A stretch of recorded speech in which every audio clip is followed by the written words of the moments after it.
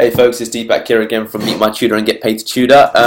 This is the exclusive tutoring tips and tricks / productivity video. I'm just going to basically take you through my kind of workflow and how I work from day to day. So the typical means of communication that I use with people I work with is here. Talk with Tully. There's a couple of other people around here, but I'll be typically talking with people here in Skype. So I log on to my Mac, and let me show you my system preferences in terms of my actual startup items. So we go to users and groups, login items. So as you can see, I've got Flux there. Flux is something that sits there in the background. I use when someone gives me an idea, what I typically do is I'll either store it in one of two places. Here is basically kind of everything in terms of ideas. So I'll store stuff in Wunderlist, and sometimes I'll tick it off. I'll tick it off as I go. Alternatively, sometimes I do put it into notes. Notes is quite good. So as you can see, I've got stuff here, and what typically tends to happen is that with notes, it will be stuff that I'll kind of keep and I'll use on that same day. Whereas Wunderlist is kind of more ongoing lists. You know, for example, where is it? Create a backpacking Venezuelan survival guide. Here's an example of of something that I do want to do. So yeah, that's Wunderlist. This is notes. Here we go. 10 episodes, Mac desktop tips and tricks. There are two of the things that I use. And then typically I will use. I'm a big fan of Google Drive. Google Drive I use as a kind of ongoing document management system type thing. There's my bank. And let's sign in with a different account. Add account. So this is something called LastPass. I use that to manage all of my actual passwords. And as you can see, I've just logged into my Gmail account. So here is my Gmail account, and what I actually wanted to show you, aside from the tons of emails, see, I'm not really even the most organized person in the world, so to speak, but I do try where and when I can keep folders. Here I'll have my folders for the different things that I'm working on. There's a buddy, a chap that I'm helping to do his applications for him, and they're the different universities he's applying to. This is a project I was doing with a buddy of mine. This is when I was homeless in London for a week. This is the tutoring company that I run. Here's obviously Meet My Tutor, and there's Meet My Tutor 2.0 now with all the new stuff in terms of like the online course that I'm building. Here's some of the documents there, official course downloads. So I use Google Docs. It's got 15 gigs of storage. It's a great thing to collaborate with people online, you know, and sharing. It's very easy for sharing. But I still also do use the Dropbox folder, because Google, for example, isn't that great with I don't know, maybe it is, but I tend to keep kind of longer term documents in Google Drive and stuff that I may forget about and not use today. So one example of that, if I go to my Dropbox account, as you can see, it's not incredibly organized either, but I will show you the level of organization that I do have. You know, so I've got, I used to rap, what I still do, but not in any way as serious as I was, and I keep a lot of my music here. And for example, this is always pretty cool, because if I show you Zip, so Zip is all of my mixtapes, and I'll typically share Dropbox link. So with one link I could share that. See, it's been copied to my clipboard. I can share that with someone in Skype, and I find that incredibly useful. And then if I just open that up to show you an example of what it looks like, there it is. So Dropbox is what I use to manage some of my files, and I also with my phone as well. I don't know if you can see it, but basically I've got my phone here, of course, and I've installed Dropbox onto my phone, so anytime I take a picture or do anything with my phone that stores an image, it does upload to Dropbox, so that's always pretty cool. So some other little tips and tricks and things that I do, you'll notice here that this is Deo. If you've got a Mac, one of the things that I found very frustrating is if I just come out of that, look, this is the only clock that I can use, and it's always a pain in the arse. It's like 2 clicks to have to go to Monday the 25th of November, 9:58.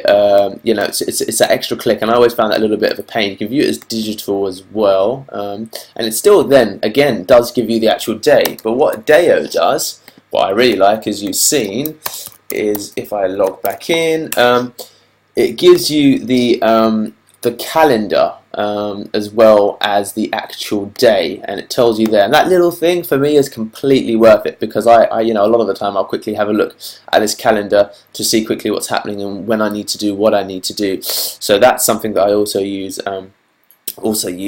The other thing is, so for example, let's take the example of Google Drive again. So if I quickly open up, let's go into here, let's go into Meet My Tutor.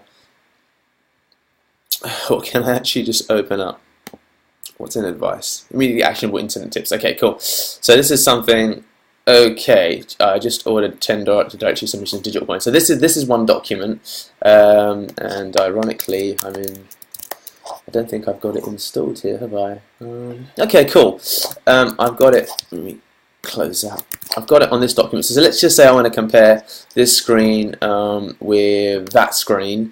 Important to making public val stats. Then I will split these two in two, and I can't even remember where the other screen was, but I think, yeah, it was this one. So this is really great when using Google Docs also. So if I create a new document now, and then in here I also create a document, then what we've got is two screens that I can flip from. It may even be the case that I'm doing some research from here. So I'm looking at student tutors, these guys, and I'm just saying, okay, cool. Student tutors, and what I'll typically do with this is if I need to share it with someone, I'll say test document. So then I'll share that. Look, it creates a private link. Anyone with a link can share it. Bang. So you know that this is Chrome, the browser. So let's just assume I've shared it with Zorav. Again, let's say he opens it, and he opens it in here. And look, I'm logged in with a different account than I am with the other place. That's Meet My Tutor, and that's my personal account. So I just open it up, and ta-da! There it is. And I have, as you can see, I've got viewing rights. So if I go back to that again, no, it's Meet My Tutor. Sorry. You can ask the owner to change your sharing settings. So that's very, very, very cool. That's one of the reasons I do like and enjoy using Google Drive a lot of the time. As you can see, Dropbox is kind of updating all the stuff that I've got. I recently found my old music files from my PC, and I'm transferring them into Dropbox to keep a permanent copy of all my old rap music. One day, yes, I will share with you. The other thing that I find incredibly useful, LastPass I've already shown you about, but I'm just talking about the general stuff that I use that really does speed up things for me in my day-to-day stuff. That's really what I want to focus on. So if I'm copy-pasting stuff, jump cut. You guys have got to get this. Jump cut is just absolutely awesome. I use it for when I am, let's see, if I need to copy paste stuff, because it keeps the last 20 things on the actual on your desktop. So if I go to Festic's not a great example. If I just open this and I want to copy something, let me just show you what it can do. So 1, boom, 2, boom, and all the way down to the last one, Guy Kawasaki. I think that was even yesterday. So preferences. It can remember 40 displaying in menu 15, so that's superb. I didn't even really know that. I can display in menu 30. So if I check now, newest version available, sticky bezel. I'm not even sure what that really does. Black scissors, white scissors, jump cut icon. Okay, cool. So look, now it's displaying the last 30 things. I didn't even realise it could do that. So superb. Jump cut is incredible. I use it day to day. And what else is there to tell you? They're kind of the key things that I use. Oh, cool. Cinch. Cinch, I really recommend that you get. As you saw with this, I can do that. Let's try again. That is very useful. I can do this is very useful, and I can do that, like maximize screens. Now that doesn't come inbuilt on a Mac, so you need to try and find an application that does it for you. So Cinch does do that. and it's a super cool application. I do really recommend it because it does make my life a lot easier, and that kind of is my workflow. Just trying to think if there's anything else. Browser texting, I use this sometimes to text people from my browser. It literally does what it says it does. So I can basically, let's see if I send a message to myself. In fact, I just want to show you 77994351. Hey dude. So cool.